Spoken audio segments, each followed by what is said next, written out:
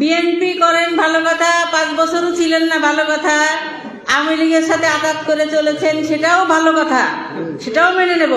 কিন্তু আজকে আপনারা প্রোগ্রামে এসে স্টেজে বসতে চাইবেন, সামনের সারিতে বসতে চাইবেন, এটা মেনে নেব না। আওয়ামী লীগের সাথে আঘাত কারা কারা করছেন, কারা কারা ছিলেন না, আন্ডারগ্রাউন্ডে ছিলেন, সবাই কিন্তু জানি আমরা এলাকার মানুষ। আপনারা ছিলেন ভালো কথা, ছিলেন যেভাবে ছিলেন, আমরা দল হিসাবে আপনাদের ওইটুকু মার্জনা করে দিয়েছি।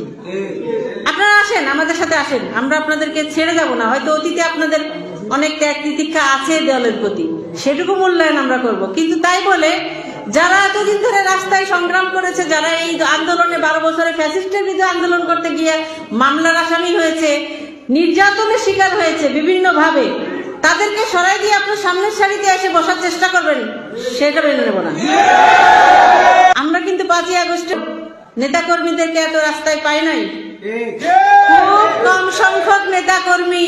আমরা যখন প্রোগ্রাম করেছি, প্রোগ্রামে আসতে চায় নাই, তালবাহানা বিভিন্ন ধরনের অজুহাত সৃষ্টি করে তারা কিন্তু প্রোগ্রামে আসে না। আজকে এখানে জায়গা হচ্ছে না বসার।